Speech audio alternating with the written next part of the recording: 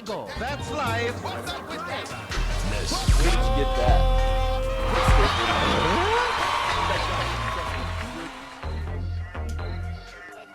Yes, he did one of my covers a long time ago. He did a self-portrait. Not a self-portrait. He did a portrait of me for one of my covers. I'd have to find it. Yeah, but I immediately was like, either someone's copying the homie or that's him.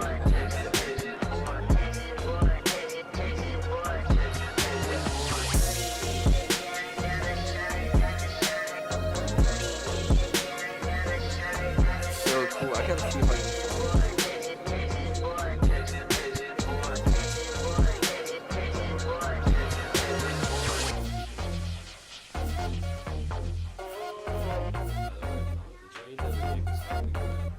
Oh, you like it? Thank you, bro. Playlist and everything.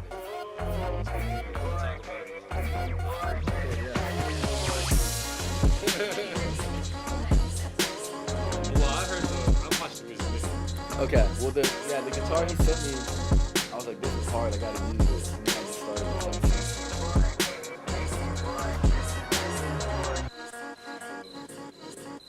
I think you did send me a demo of that, the guitars. Okay. When you started making that. I set off the alarm. What the fuck?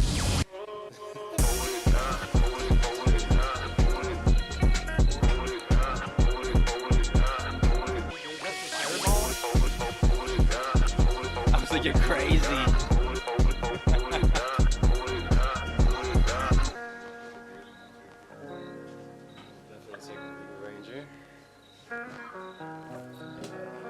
Connor, man, what's good?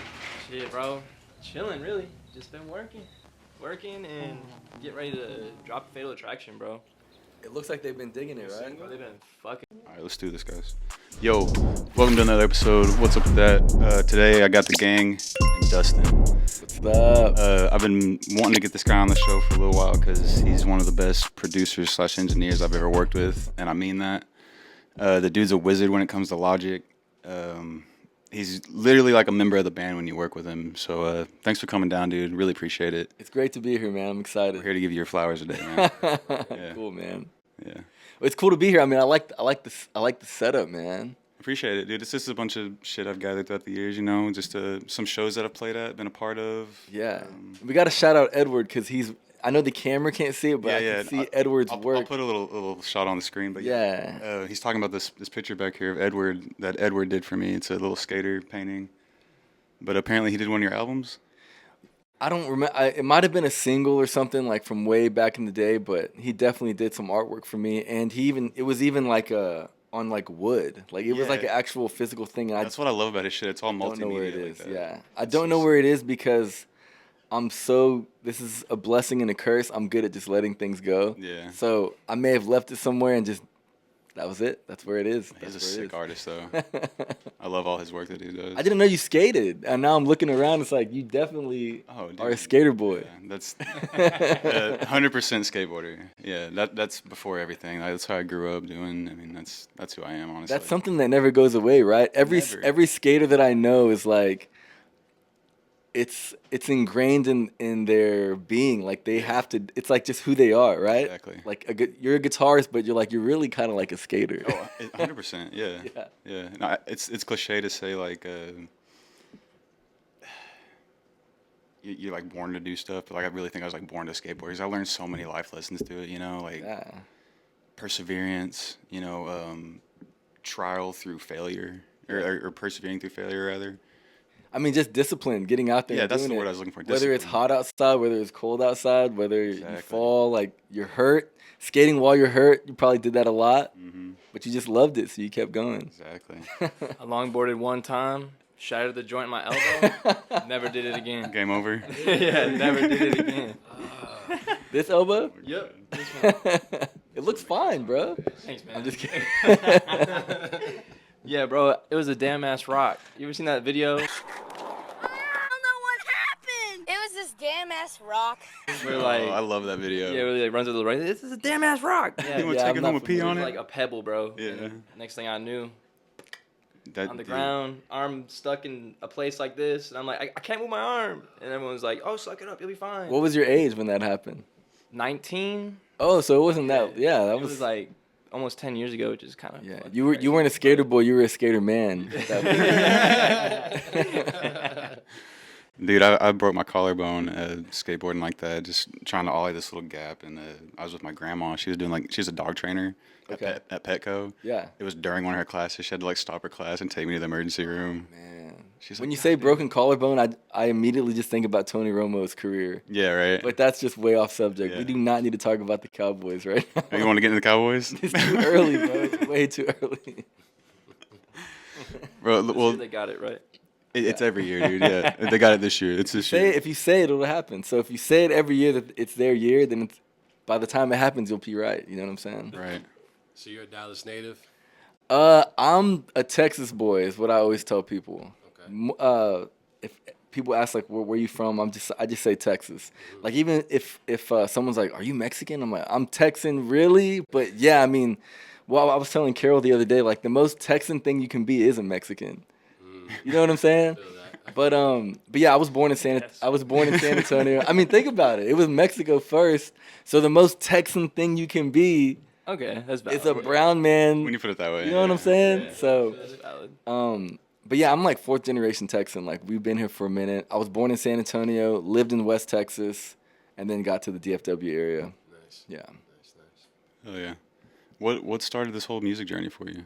I know it's a really like vague question, but is there something in particular? It's actually more. It's a pretty easy answer when I think about the beginning of the journey. It's just church.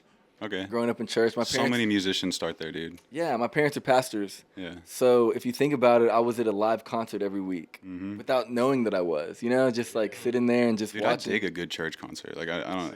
If the music's good, the vibe's right, It's live I music. really don't care. You know, like you think about if you go somewhere to eat crawfish and there's live music. Yeah. It's kind of a better experience.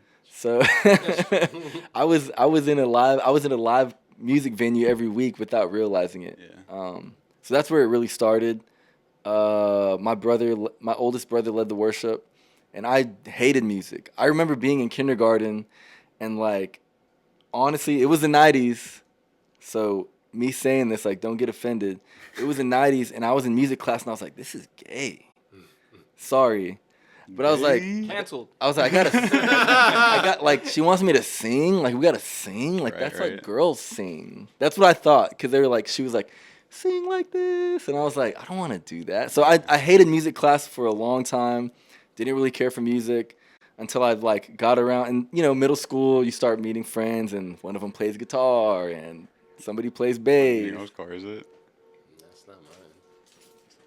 Car alarm outside. Yeah. Yeah. No, I'm Yeah. good. So I never heard my alarm, so I don't know. I don't think that's a Camry though. we've always been like a small church. It was a small church. And so our drummer was like, he was living in Dallas for college. And then when he left for college, we didn't have a drummer. And I was like, well, I guess I can do it. And I never played drums before, and I just did it. So that was kind of like the beginning of the music journey. Drums was. Yeah, like, oh, I can do this, and like I can help out, you know. So that's kind of like the beginning of it. I'm so bad at drums. Me too. I'm horrible. I still play every Sunday, and I don't feel like I'm any good at all. Right. I can't even like get a rhythm going. I don't know. Okay. I can I can definitely keep a little bit of a beat. Yeah. Yeah. I play to the beat, not the beat. Right. I can't do it. I don't know. Since you were learning on the spot, was it a hurdle performing in front of a crowd as well, or was it not as much of a hurdle because you were already familiar with the area, the space, the people?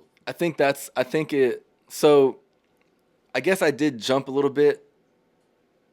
I was at the church all the time. So if, you know, middle school, it was high school. So if homies wanted to hang out with me, they were at the church with me. And so one of my friends, he plays in this band called Hardy now. I don't know if you've heard of Hardy. Yeah, of course. So he's the guitarist for Hardy. That's sick. And like we grew up together. And so he was at the church and we were just jamming, and I started playing, and I was like, oh, so that's when I kind of realized I could do it, now that I'm recalling the memory. So after playing with them for a little bit, getting up in front of the church, it wasn't that difficult because, like you said, I knew everybody there. it was just like, I'm not going to be embarrassed. I'm here to help. So Yeah. it's like, whatever. Familiar faces. Yeah. And like, honestly, like I just kind of hated sitting in church anyway. So it's like, if I'm going to be here, I might as well do something. I don't want to just sit. You know Now that I think about it, my first like band experience was at a church too. But I was in a metal band, and our first show was like at Lake Point Church. A metal band. Yeah. Jesus! Right. No. We were playing like a POD song or something, right? Was it Satellite. the old POD? Not even the hit POD, the old Satellite. school POD. Yeah, that's cool. So we opened up with Satellite, and then we played like one of our originals, and it's like super heavy, like death metal, right? But we Yeah. played it anyway, and after the show, everyone's like, "What the fuck was that?" but then the other half are like, "That was sick, fuck yeah," you know? Yeah. POD. Did you ever listen to Southtown? I think so. They have a song called Southtown. That was the first Sounds POD familiar. song I heard. But anyways, More like Youth of the Nation, like that, okay, that yeah. type of shit. Okay. Yeah. Yeah, same. So let's talk about like a little bit of how we kind of met. Like I met you through the studio working with Connor.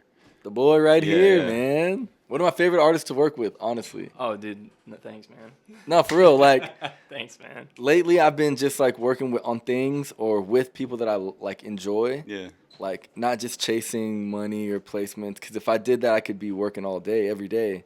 But like I'm more focused on like the people that I like. And so when Mike Zemer was like, work with Connor, I was like, actually, it was at a 4th of July party. Yeah. It was a 4th of July party, and Mike was like, my goal today is to get you to work with Connor tonight. And I was like, bro, I'm not here to work. What are you Yeah. talking about? And we ended up working, and it was a blast. And I was like, okay, his energy's cool. So, but yeah, that's how we met, was at Preston's studio. Yep. Yeah, pulled up there. Y'all were working on something, and it just really. I remember I was telling Connor like one night after I left, I was like, it really trips me out how fast y'all produce stuff. Got to. It trips me out, dude. Yeah. Because for me, like as a writer, I gotta build things. I gotta like layer things, you know, Yeah. and kind of come back to it a little bit. But y'all, it's like in the moment, like all on the same wavelength. And I've told Connor before, I feel like I'm like lagging behind y'all sometimes, like trying to catch up, you know. But it blows my mind every time how fast it is. Like, how did you develop? Like, is it just hours in Logic that you develop that, or? Yeah, I think it's. I mean, I remember when it happened because I was always on Pro Tools. I was always on shit, Pro okay. Tools because it was like that's the industry standard. You have to do Pro Tools. Yeah. But I was working with this other producer back in the day, and he was on Logic, and I was like, "You can use Logic the same way." He's like, "Yeah, bro, it doesn't matter." And so when he said it doesn't matter, I was like, "Well, I do have Logic, and I even just the aesthetic. It sounds so silly, but I just like how it looks better." Yeah. I know that like the one thing that doesn't matter, like sonically, I just like the way Logic looked better. And so I remember just like, okay, let me get on YouTube and look up Logic shortcuts. Yeah. That simple. And so I started practicing it. But a lot of people, I think when they look up shortcuts, like they don't put it to practice right away. I was able to put it into practice right away because I was already working with artists. I was already like making songs with people. So I was able to use it right away. And so it was able to stick in my brain a lot faster. So just looking up tricks. YouTube Academy. Yeah, exactly. Yeah. Exactly. And being able to implement it. Because I could look at stuff all day, but if I don't do it right away, I'm not going to retain it. I already have too much up here. That's how I got all my Logic knowledge, just off of YouTube, dude. Yeah. And honestly, I'll sit there and watch you at the studio. Yeah. I can't keep up. Well, I tell you move people so fast. Like, I tell people ask questions. Like I don't mind stopping to tell you what I'm doing. Like now I know. I'm gonna be Me asking a lot of stuff. Yeah, I'll be asking Right, mad like, What questions. can do? I was like, what's that? yeah, Yeah. you can learn by watching. And I learned so even beyond Logic. Like I had a mentor and I was able to sit behind him in a lot of sessions. And even though I wasn't able to see the screen, I'd be like, okay, I can't see this right now, but I'm gonna hear it. Yeah. And so just hearing the things he would do, and be like, okay, cool, yeah, I can do that too. So. I really want to talk about how like you really become like a member of the band. Mm-hmm. You know what I mean? Like I've heard you collab with other people too, and like you really seem to like really pull an artist out of themselves, you know, and get that raw sound out of like what is Connor Gibbons, you know? Yeah. Well, I think that's first and foremost, if you are a producer, there's a lot of beat makers and that's cool. I wish I was a beat maker. Like I wish I could just sit and make beats all day. But as a producer, like the number one job is to kind of be a fly on the wall. Like let the moment happen. And then if you have an idea, bring it in, but don't interject it, don't interrupt the moment. Yeah. but like just pull whatever's in them out. You know, that's what I always thought. I was like, I'm gonna pull their soul out. Are you familiar with George Martin? Like I love George they call him Martin. the fifth Beatle. Yeah. I'm talking about the producer George Martin. Oh, George. Okay, yeah, George Martin. But they also called Billy Preston the fifth Beatle, Okay, I'm not familiar with the him. organist. Okay. He was the guy that played organ on a lot of the Beatles records. He's truly the fifth Beatle, Okay, in my opinion. Okay. But yeah, George Martin is the producer. He wasn't like, guys, I think y'all need to do this. He was just creating them an environment to set up. Right. I remember early on, I was working with a bunch of rappers because that's just like what you had to do. I guess from my part of my journey was like just letting a bunch of rappers come over and work for free. And I remember I was working with another homie, and this is all about George Martin, by the way. You're good. You're good. They were just messy and just hood, you know, just uncouth. You know what I'm saying? Like, Got no couth. but I was cool with that. Like, let them create. And he would just complain and be like, they're leaving a mess in the studio. I'm like, well, bro, let's clean it up. Like, I don't care. Let them create. And I think that's was one of George Martin's strengths, was just letting the Beatles do whatever they wanted to do. Yeah. That's what a producer's supposed to do. Do what you're going to do, and I'll help, you know, mold it and shape it to what it needs to be. Sometimes you need that kind of guiding because as an artist, you can like vibe 30 different ways on one track, you know, and so you kind of need that like blinders almost, kind of keep you focused. And me too. Yeah. And I can't make a Connor song without a Connor. Yeah. You know, like I need to lean on Connor as much as he's leaning on me. So, yeah, I think we pull out. When I'm working with somebody that I'm really locked in with, not only am I pulling the best out of them, they're pulling the best out of me.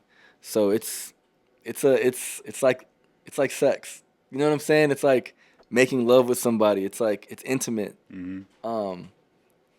Type. You know what I'm saying? I feel you. Yeah. That's real though. No, that's what I love about working with you, though, bro. Is like you really do always bring like the best out of myself. So like it helps elevate me in ways that I didn't even know I could elevate in. So like, Hey man, I appreciate that. we rocking, baby. But yeah, bro, what you keep up all the time? That's what I told him last time too.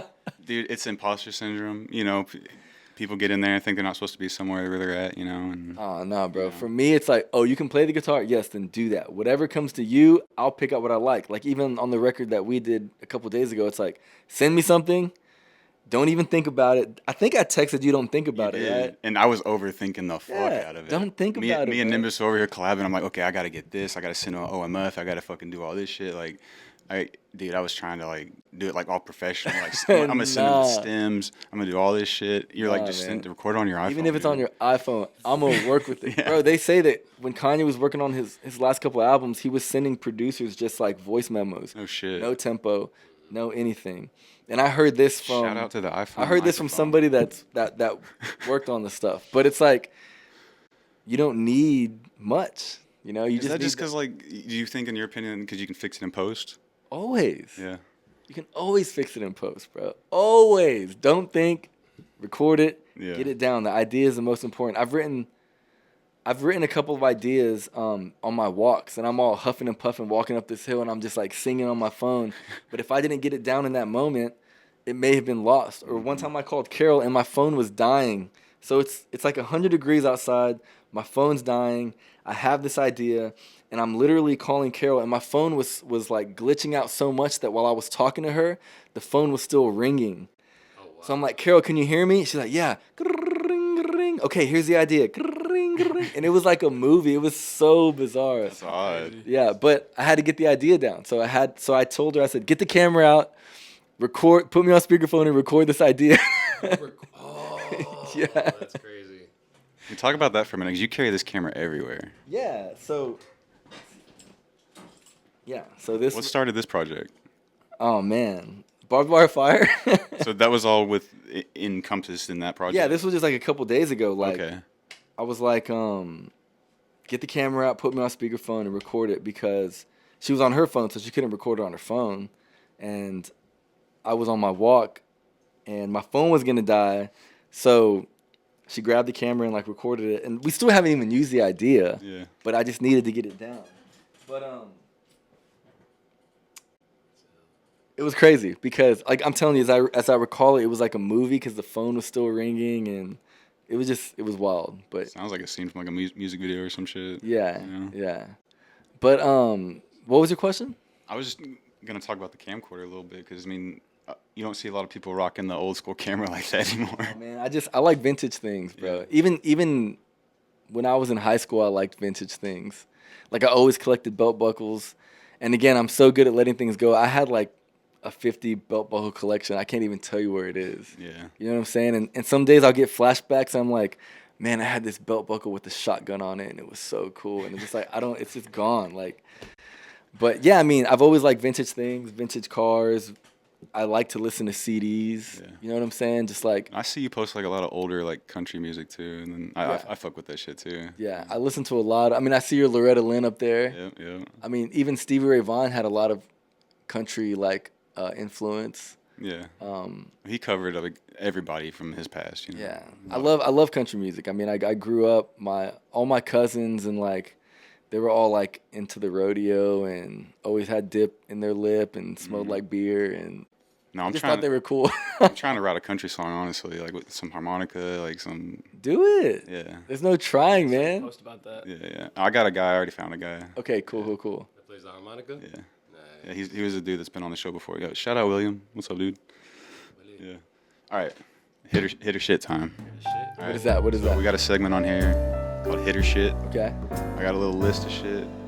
Basically, I'm gonna say something. You tell me if it's hit or shit. Okay. It's easy, right? Okay. All right. So first thing, hit or shit. FL Studio. Hit. Why is that? Because to me, FL Studio, like, I don't know it. Mm-hmm. So, like, the people that do know it, they're like wizards in my eyes. So, like, if I hear something on FL, I feel like just the way it outputs things, when you export already, it's already hitting. So, hit to FL. Okay. And FL was the first software that I ever used. A lot of people's first. I was so and again, I'm 37 years of age, so this is like way back in the day. The first piece of software that I bought, it was in 2004 or 5. I went to Guitar Center and paid $100 for FL without even knowing you could download it for free back then. I just didn't know. Never heard anyone paying for FL. Yeah, I walked into Guitar Center Yeah. and paid for FL. So yeah, FL hit 100%. Don't you gotta pay for FL anyway though? I've always thought it was a free software you could download or get a cracked version. Well, for a long time, you could get cracked versions you could crack FL for a decade at least. You remember Pirate Bay?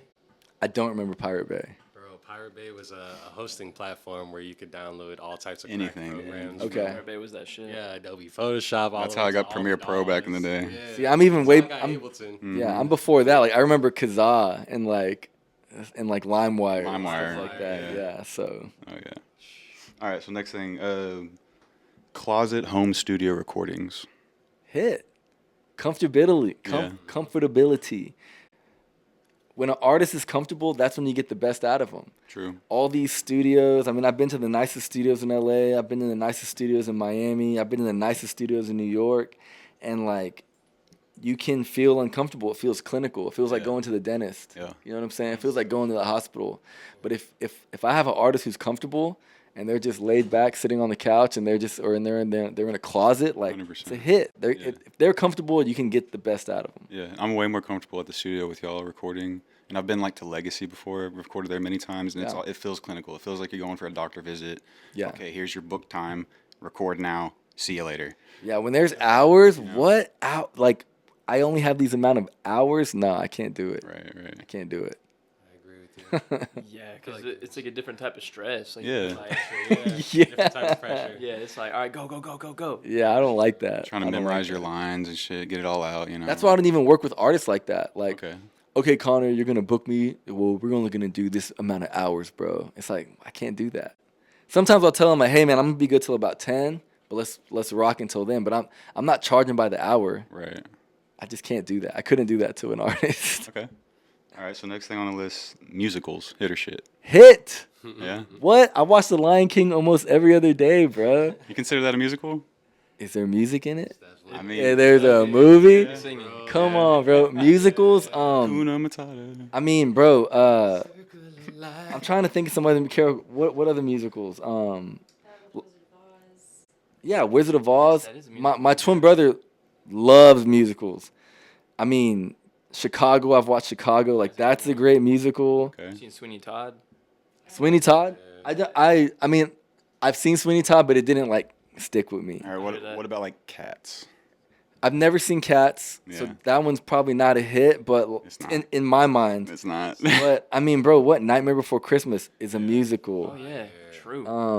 Carol, It come on, is. spew them out over here. I mean, you named my favorites already. Yeah. Aristocats, lots of Disney. Yeah, a ones. lot of Disney's are musicals.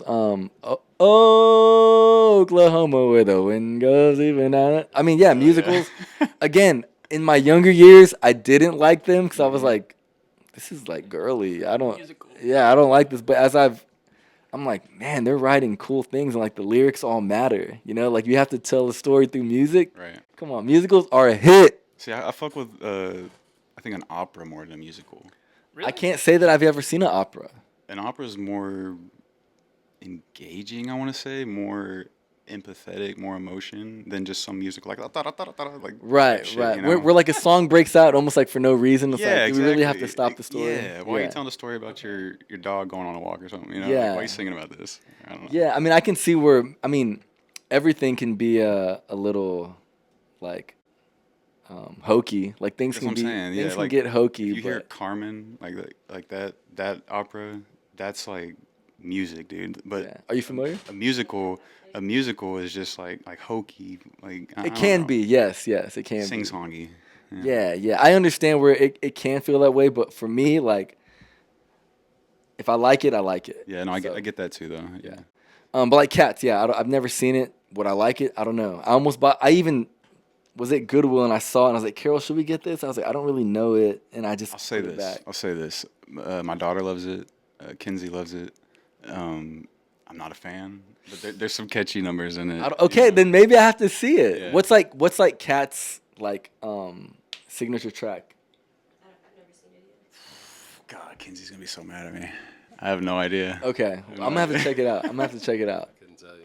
All right, so next thing, hit or shit subtitles. Hit. Hit.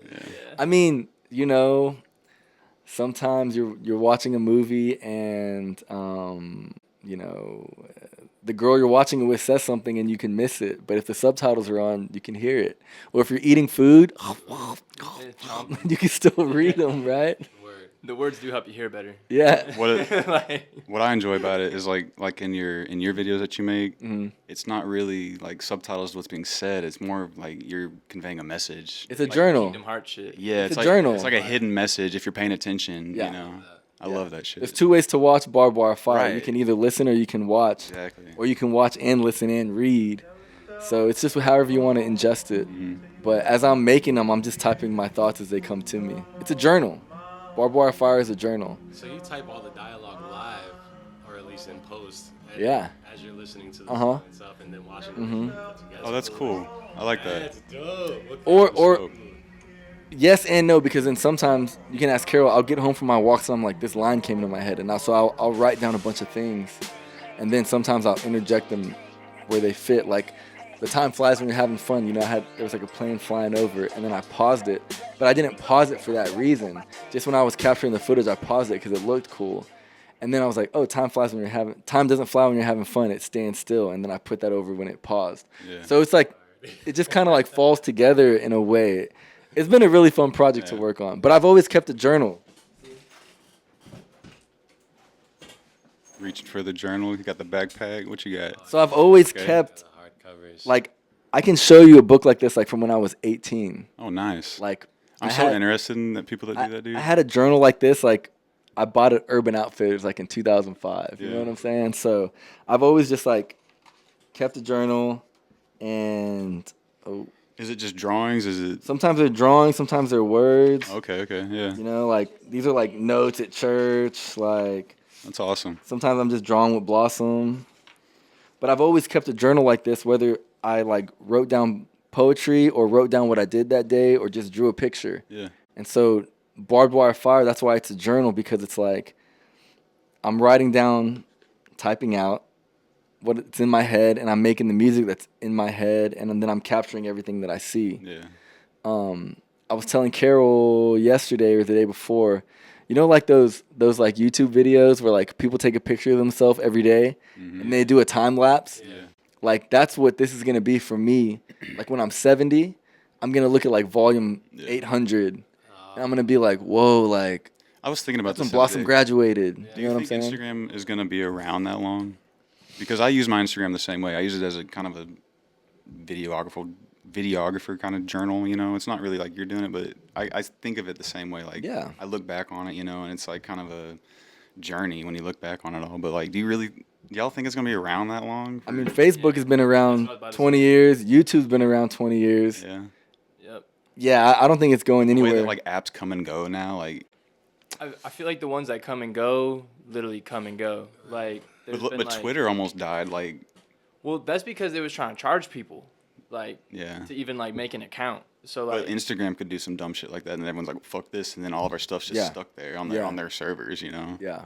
I feel like Instagram has a mainstay simply because of who they're attached to, being Facebook. Yeah. And then how much they're so integrated into other platforms. Like you can you start a new platform, and then automatically, usually there's an Instagram True. link to get to it. So Yeah. I just feel like they've created such a monopoly that they're not going nowhere. You know, You're probably and they're right. attached to businesses. I was just thinking about it because I was like, "Damn, I don't want to lose all this." Yeah. You know. Well, see, that's why you gotta export everything, save everything, be organized. Because I'm already like, okay, I'm gonna make Barbed Wire Fire CDs, and I'm gonna make Barbed Wire Fire VHS tapes. So, bro, Like, it's- there's gonna be a tangible way to hold it. oh yeah. Speaking of that, sorry, you just gave me an idea, and I had it written down. Are you familiar with Bandcamp? Yeah, bro. What I used Bandcamp. I used that when it was first out. All right. Again, I'm 37, Right. so I used right. Bandcamp early, bro. It's one of my favorite distribution sites. It's cool. Especially with the quality of the audio that you can upload, and then all the little stores that you can do. So once you said you're gonna have a CD, and on top of that VHS, I'm like, oh, that could be perfect to host on Bandcamp because Yeah. everything's all right there. You know, Exactly. Yeah. and you No. can name the price for your albums, which is Or people can make donations still, right? Like you can pay whatever you want. yeah, pay whatever you want option to it. And Yeah. free download link. Very familiar with Bandcamp, man. Yeah. My shit. The days of just playing shows and selling merch are like over. Right? You really. I gotta don't have know. an Or you can online bring it presence. back. Yeah, You gotta have an I think online it's still presence, there. though. I think it's still there. It's not the same as it used to be. But If you don't have an online presence anymore, I don't think you're gonna. oh, you mean in terms of being able to sell merch? That's what I'm saying. Like you're not gonna gain any more traction than your local like friends and family. I don't think. I But don't what know. about when you sell online? Then and it's going like the different state, different fans. That's what I'm saying. You have to have that online presence. I don't Versus just know. showing up. Oh yeah, I was about to say I want to hear But you. but showing up too is yeah. I don't What know. do you think, Connor? Because you're really Yeah, in this. I don't know, man. You really live this life.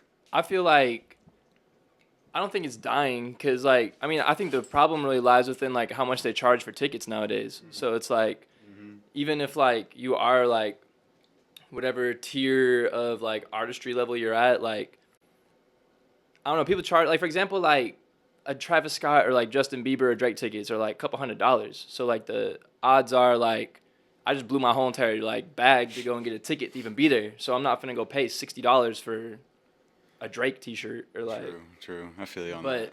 at the same time, like for example, like our show, the headline in December, bro, like I made a bag off of that merch, and I've never sold that much merch before. Like, but that's because the tickets were $10. Yeah. So people came in with like another $20 to $40 to either spend on drinks or to cop merch, and like, so I don't think it's a dying art. I just think people are just charging too much for like an experience. But at the same time, like it's arguable of maybe the price is worth it because it costed XYZ to create the experience. So it's like. How do you view it? Yeah. No, I feel you though. I feel you. All right. 2 more things on the hit or shit list. Sandcastles. Hit or shit. This is a big thought. I mean, a wise man builds his house on a rock. You know what I'm saying? Okay. I mean, sandcastles they just get wiped out, bro. Like, I've never had fun building a sandcastle. I love being on the beach though. Okay. So Fair enough. That Fair was enough. the coldest one bar I've heard. I like that. what did I say? A wise man builds his house on a rock. Oh yeah, I mean I didn't make that up. That's biblical. It's a biblical truth. All right. Last thing on the hit or shit. This one's a loaded question. Okay. But hit or shit thrift stores. Hit, come on, man, Let's talk about hit. And now, lately though, it's more for the nostalgia because it's hard to find good things in a thrift store. Again, I was just telling Carol, I used to be able to walk. I hate to sound like this. Like back in my day, I used to. But for real, I used to walk into a thrift store and like buy a bike. Yeah. Right. Yeah. Like I feel that. I need a bike. I'm gonna go to the thrift store, and I'd get a bike, and then I'd take it to a shop and get it fixed up, or like I took it for granted how I could just find like 10-cent VHS tapes. Yeah. Um, Classics too. yeah, or like just like you could like find like Lacoste shirts at thrift stores back in the day. Yeah. But yes, thrift stores are still a hit because it's just fun to seek out, or it's just fun to treasure hunt. You know what I'm saying? Like it's fun. Like I was even telling Carol today, I was like, let's leave early. Let's get to Garland. Let's go check out the thrift stores in Garland. Obviously, we didn't leave on time, but I was like, if we could, and that's my fault because I slept. I got up early today and I took like a long nap. But all that to say is, I was like, we need to go thrifting because I need to scratch that itch. Like I feel like I always got to be looking for something. Right. So thrift store is total hit, bro. You're always posting some shit you're finding up there. I love it, and I don't post everything. So if I posted everything, it would be a lot. But there's some things where I'm like, I have to show this because this is a crazy find. Yeah. Yeah. Right on. Yeah. Thrift stores definitely hit. And if you're not thrifting, you should start because it's a journey and it's just an experience, and you should definitely do it. I got my first VHS camera from a thrift store. Yeah. There you go. Yeah. Goodwill in Indiana.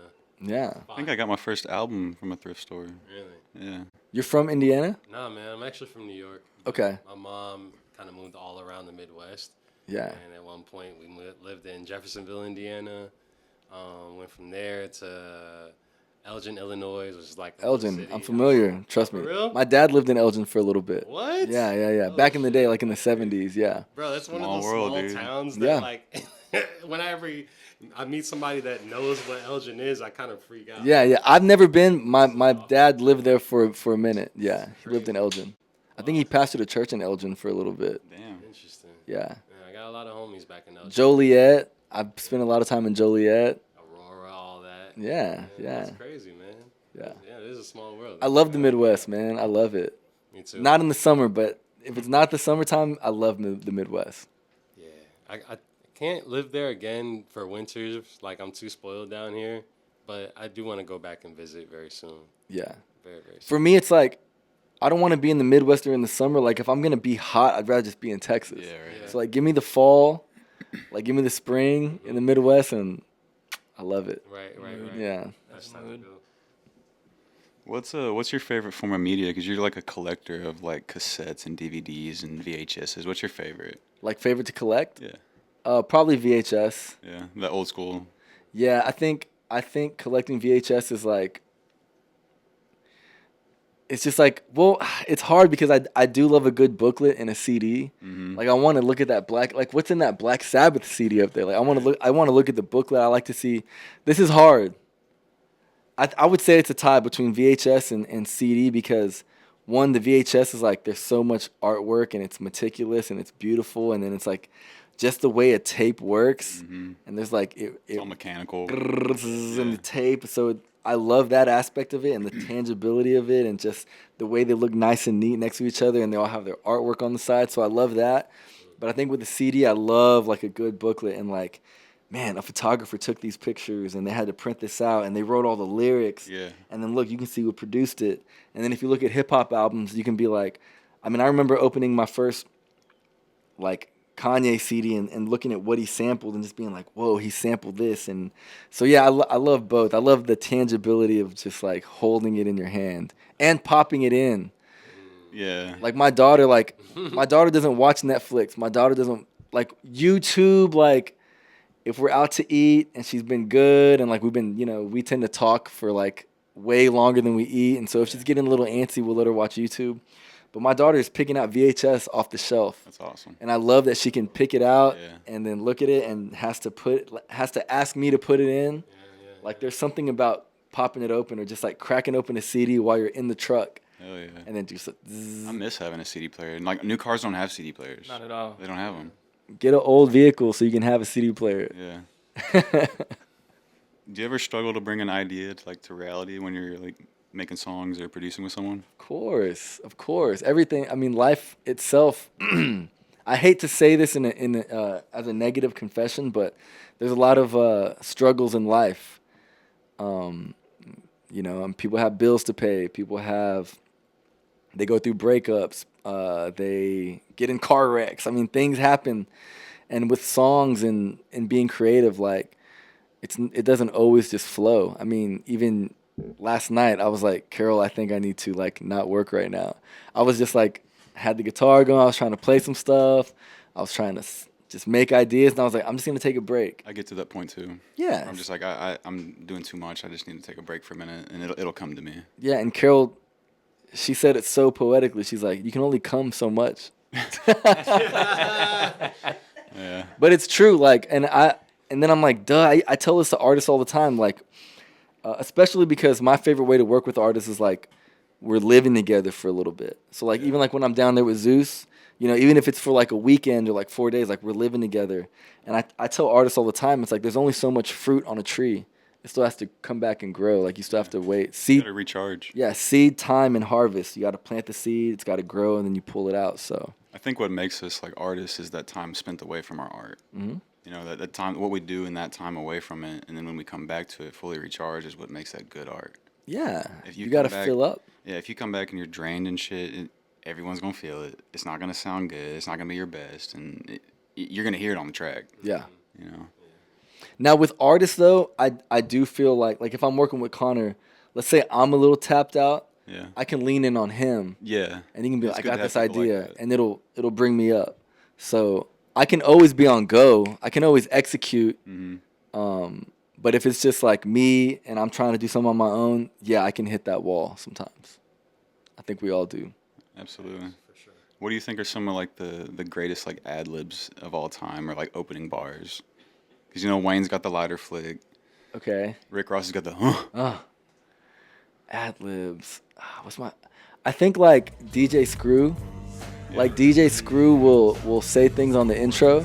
And I know that's not probably the answer you want to hear. It's 'Cause ad-lib. it's not like a true ad-lib, but like there's a song called 3 in the Morning. Yes. And it's Lil Yeah. Kiki. Yeah. And if you everybody go pay attention to 3 in the Morning, because DJ Screw is he's hitting highlights and some ad-libs for Lil Kiki. Okay. You just got to go back and listen to Yeah, it. I'm gonna do that. But yeah, I think when DJ Screw is like kind of opening up a song and he's just like, know what I'm saying? And you just know he's leaned out. Yeah. You know he's overweight and trying to catch his breath. And he's just, know what I'm saying? Like, I think those are my favorite. Talking about. Yeah. Yeah, type shit. Yeah, like, I think, Stall. yeah. I think, like, definitely yeah, that's the easy answer. DJ Screw was the first thing that popped in I my love head. it. I So love I it. got to run with that. Great answer. Yeah. Oh yeah. Okay. This is a question I ask everyone that comes on the show, and I usually get like a great response. And you can answer it however you want, as deep as you want, or just surface level. But how do you experience time?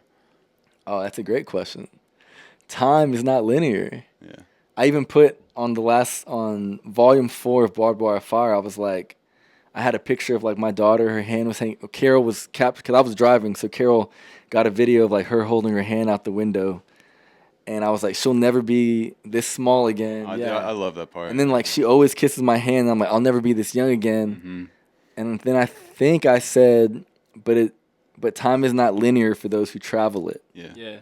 And I'm really big on that because like I'll hear my mom say it all the time, like time's flying, like time by the time you know it, you're gonna be this. I'm like, no, I'm not. Because I've always journaled. And so I've always tell people, and Carol's heard me say this to many people, if you journal, it slows down time. Yeah. I promise you, because you have to reflect.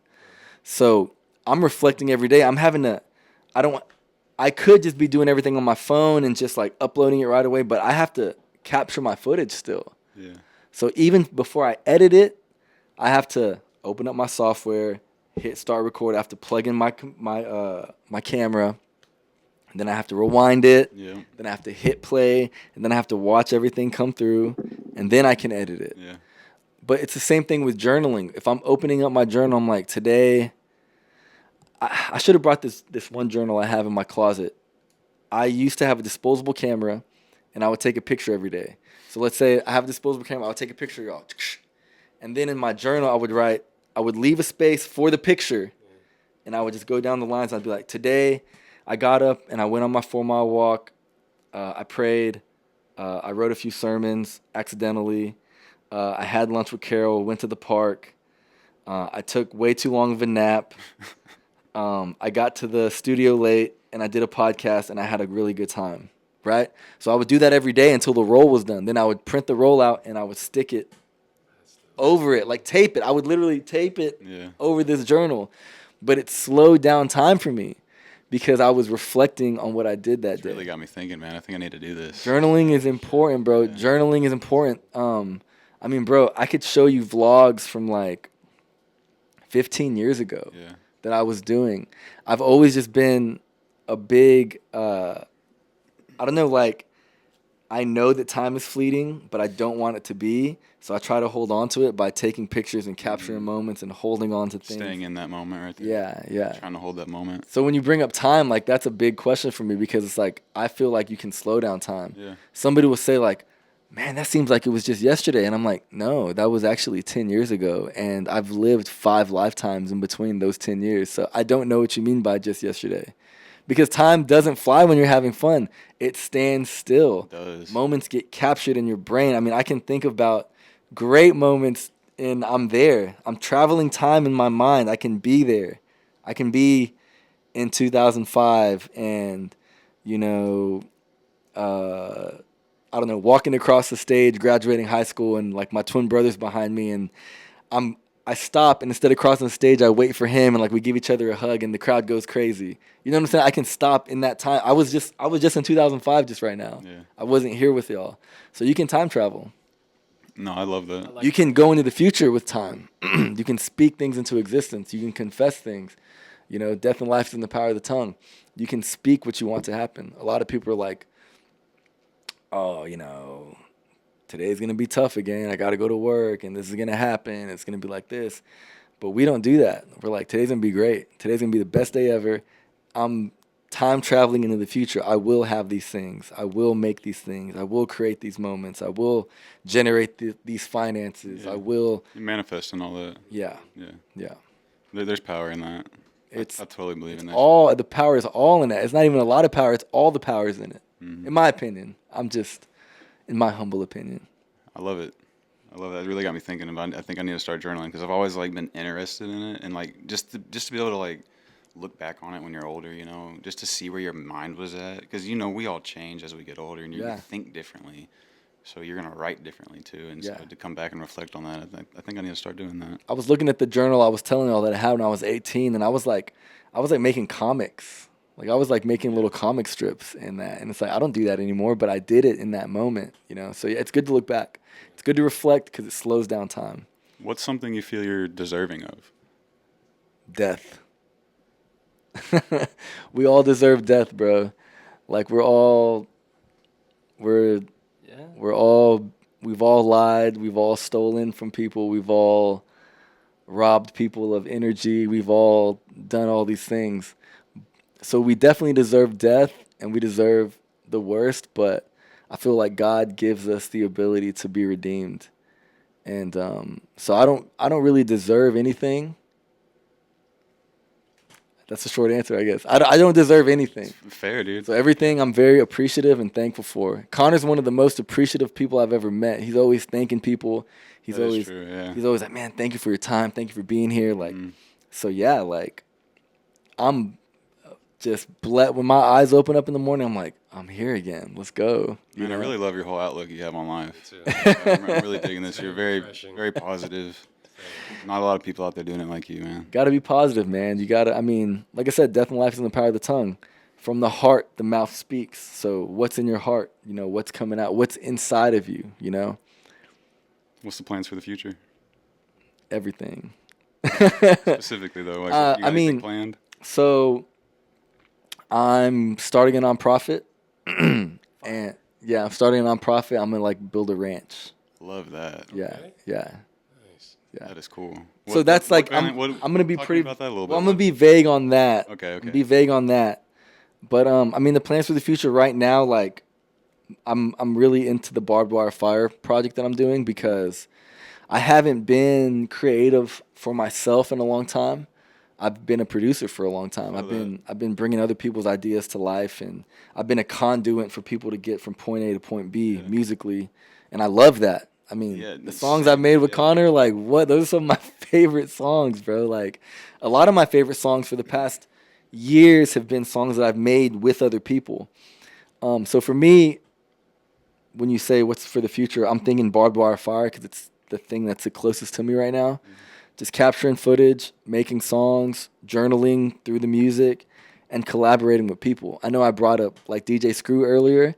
I mean, one of my favorite DJ Screw songs is on the way they have it titled. It's like chapter 163. What? There's 163 chapters of this, and it's like literally like an hour's worth of music. Yeah, dude. So I want to look back. Like I said earlier, I want to look back when I'm like 70 and I'm like, well, let's look at volume 962. Like, what was I doing then? And I look at it, I'm like, oh yeah, look at that. Like, that was cool. So for the future for me, just creating, outputting without thinking. But what I meant to say, like the DJ Screw inspiration is collaborating with other people. Like on volume 5, like I'm going to be sampling a song that we made together. My boy Player Under Pressure in Austin, he's been sending me just all these old rap songs he has, and they're crude. I'm talking about the recordings are crude, and I'm like, I can't make this. Like, he can only make that.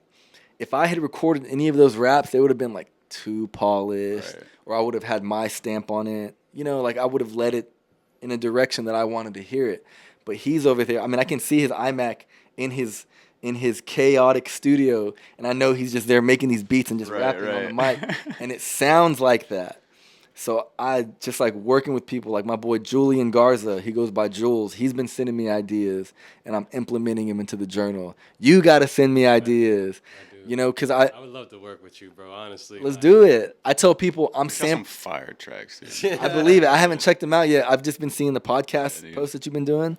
But I'm like, my goal is to sample. Because when I first started making beats, I was sample-based producer because Kanye was and still is the GOAT in my mind. But I was like, what is Kanye doing? Oh, he's sampling. Okay, I need a sample. So I would go to half-price books. I would go to Goodwill. I went to this Bible school for a little bit, and I went into their library, and I was like, nobody's checked out these records since the 70s. Look, this record hasn't been checked out since the 80s. Can I buy these from y'all?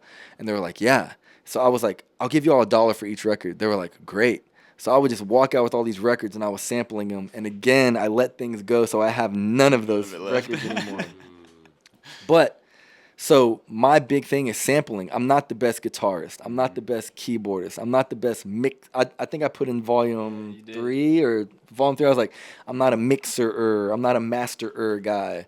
I'm an idea maker. And truly, I'm a sampler. Like, I want to take your guitar and fit it into volume whatever. I want to take our songs and fit it. I want to take your songs and fit it. I want to take Player Under Pressure's raps and just, like, chop them up. Like, I'm just a sample-based kind of a dude, so I want to sample everything. I relate to that because I build shit too like that. You know, take a piece from here, take a piece from there, take a piece from there. But I love that you're doing your own thing now because I relate to that too because for years and years and years I've just been part of bands or collabing with other people. But like recently, like the past like month, I just now started kind of doing my own like solo stuff. Thanks to Nimbus, he kind of showed me how to like record stuff. And then you just happened to be like, hey, send me some shit. I was like, well, by the way, I got some shit. Well, yeah, because we were supposed to do this podcast a couple weeks ago, and I was like, man, I don't have anything to talk about. And I told Nick, I was like, but I am going to be releasing this project, so let's do it after I release that. Because I wanted to have something to talk about. I mean, obviously, there's a million things to talk about, but I did want to plug the project a little bit. You know what I'm saying? So.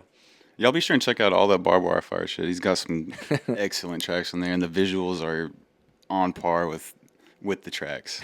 I love it. Yeah, I was literally just telling my girl that, like, Volume 1, soundtrack of the summer.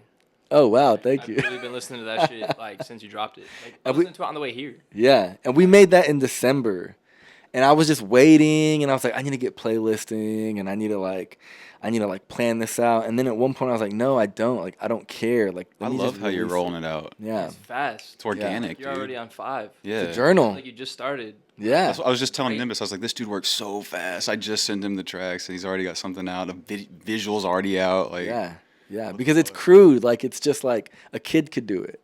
That's how I want it to feel. I want it to feel because all of my favorite songs, and I can't sit here and list them, but all of my favorite things, ideas, songs, it's always like, oh, I could have done that. Yeah. And I know everyone is going to look at Barbed Wire Fire and be like, I can do that. It's so simple. So I just want to do something executable, fast, and just get the ideas out. I love it. Dude, thanks for coming and doing this. This Having is sick. fun, man. Yeah. Yeah. I hope we can continue to work on some tracks together. Bro, you sent the things you sent me. I showed Carol. I'm like, we're gonna use these for sure. Hell yeah. Nimbus, send me some things. I was gonna say, man, just from what I've heard you do with him, this is before y'all even started working, I was just like, yo, who is the engineer behind these sessions? Because he would be showing me when we come in pod or we just come and chill, and I'm listening and I'm like, damn. I had to ask how old Connor was because his songwriting ability is so beyond like how old he actually is. Yeah. You know what I'm saying? And we've only met a handful of times. So I was just like, yo, how old is this dude? He's writing like shit that I like to listen to back in 05. Like when songwriting really, really meant a thing. Like from the structure to the concept to the feeling, the emotion. Yeah. I can hear it. And then the way it's captured and mixed. And I'm like, damn, this shit is hard. I got to, come eventually be introduced, so I had to come make it out here for the Yeah, pod. man. We'll set up a session. I'll give you my number and we'll link up, man. Man, I love what Absolutely. y'all are doing, yo. Really. No, this was dope, dude. I'm really glad you came and did this when we were able to make it happen. Yeah, man. Yeah. Well, guys, thanks for tuning in. Everyone on Twitch, I really appreciate y'all tuning in live. And We're live? I didn't know we were live. on Twitch. Oh, man. Yeah. What up? But yeah, y'all be you. We're gonna be us. Later.